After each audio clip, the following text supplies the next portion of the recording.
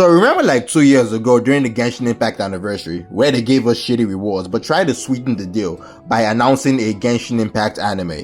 Where even is that anime? Like, it's been well over 2 years since that announcement, but, well, who knows? Anyway, that got me thinking. If we actually got a Genshin Impact anime, like for real, what would it even be about? What would it look like? Could it capture the same spark we had when we first started playing the game, or would it just be a flop?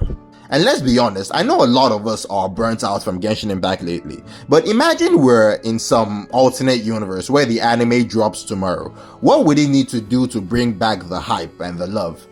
I just think it's a fun little thought experiment, you know? So yeah, let's talk about it. And if you're into this kind of content, go ahead, like the video, drop a comment telling me what your version of the Genshin Impact anime would look like. And don't forget to subscribe and turn on notifications so you don't miss out on any of my future videos. Alright, let's get into it. So here's the deal. There are 3 main roads this Genshin anime could take, 3 possible routes. And what I want to do in this video is break down each one, analyze them and figure out which one would actually give us the best story. Like which one would really hook us and give us that solid, enjoyable experience.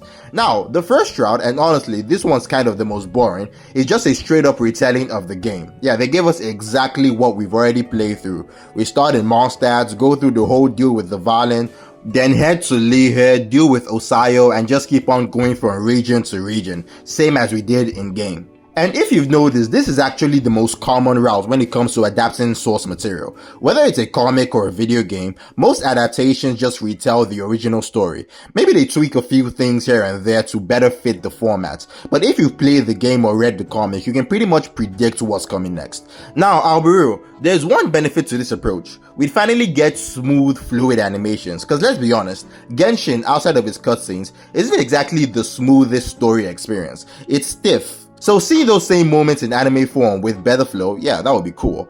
But here's why I still think this route would be the most boring option Genshin could take. First off, the source material isn't even done. The game is still ongoing. It's still releasing content every 6 weeks. So if you make an anime that just follows the game, all you're doing is playing catch up. That's it. You're always one step behind the game, and that just kills the excitement. Second, look, Genshin is a yap fest. They explain everything. There is no mystery left. Every cutscene, every line of dialogue is broken down so thoroughly that you don't even get a chance to think for yourself. So trying to retell that exact same story in anime formats, like what's the point? We've already heard all the explanations, we've already seen the meaning behind every line. There is nothing new to gain from just hearing it again in a different format. And lastly, I don't know if it's just me, right? But I definitely feel like the Traveler story is the most boring storyline in all of Teyvat. Like if you actually dive into the lore and read about the Archon War, Gurubad, the old history of Mondstadt and Lihe, there is so much rich, wild, emotional stuff. And then you realize, we came after all of that. We showed up at the final pages of a massive story that has already happened. So yeah, the journey we're on as the Traveler, compared to everything else, is kind of dry. So honestly, going through it once in the game is more than enough. If you're going to make a whole anime, I don't think repeating the storyline is the move. So yeah, Route 1 is kind of dry, kind of unnecessary, and we've already lived it. Now, the second route they could take with the anime is to give us an alternate version of the story. Like imagine a what if scenario. What if things happen differently from what we got in the game? Maybe we still start off in Mondstadt, sure, but instead of fighting the Valen, maybe we're thrown right into a full-on war between the Valen and Durin, and we're just smack in the middle of it trying to survive, maybe even choosing a side. So the world will still look familiar, the same characters, same region, same vibe, but the storyline will be completely different, something we never experienced in the actual game. And honestly, I think this route would be way more interesting than just retelling the main story, because this opens up a chance for the devs to explore fan theories. They could dig into all the wild stuff fans have posted online and bring some of that into the anime. It's a cool way to give long-time players something fresh, while also making it exciting for new people. Like imagine a timeline where the twins journey together, or some totally unexpected twist no one saw coming. That would be super cool. Plus it'd be a great way to fix some of the weak points in the game's writing. They could flesh out characters more, add deeper lore in certain regions, and just make the whole experience richer. Personally, I think this is a very exciting route. Now, the downside of this route is that it could honestly go either way. We've seen what Genshin Impact's writing can be like. Sometimes, they could give us some of the best storytelling in any gacha game, like genuinely impressive stuff. But other times, man, it's some of the worst writing you will ever see in any kind of media. It's all over the place. And that's the thing, it's a slippery slope. I always have this little fear in the back of my mind when it comes to the Genshin writers. Like, yeah, they've given us a decent enough story that keeps us engaged and wanting to finish the game. But when it comes to creating an entirely new story from scratch, that could turn out either really cool or painfully bad. And honestly, I just don't have enough faith in them to say without a doubt that this is going to be great. Because history shows that it could really go either way. But even with that said, I still think it's a risk worth taking. They just need to bring in their absolute best writers, focus up and deliver something strong.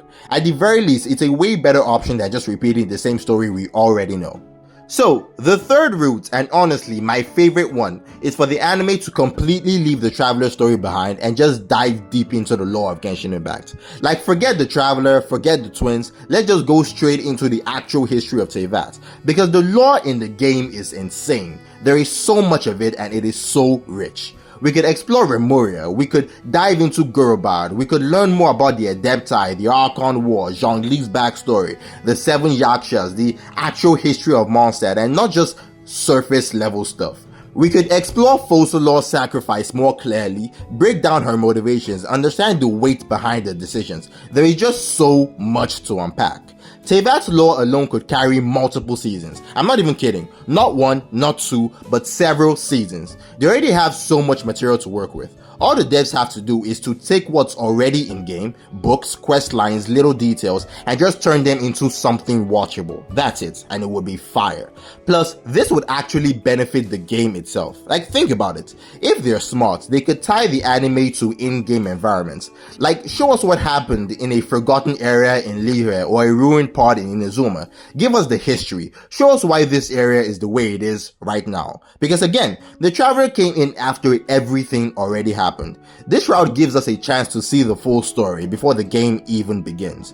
It would basically turn the anime into a kind of Teyvat history series, and honestly, that would be nothing but interesting. This is hands down the best route they could take. Cause really think about it, even if we focus on something more recent, like one of the newer quests we've had in Genshin Impact, there is still so much they could explore. Like, take A and everything surrounding her. Imagine actually seeing the relationship between A and Makoto. Not just be told about it in passing, but really watch how they interacted, how they ruled together, and what led to the choices that A made. Or take someone like King Deshret and the Goddess of Flowers, all the ancient stuff that shaped Sumeru. We came into the game after all of it already happened, so imagine if we had a way to actually witness those moments. To see the rise and fall of civilizations, the love, the loss, and the betrayals. That would be absolutely interesting. It would give us the full emotional weight of the world we're playing in. And honestly, would there even be a downside to this?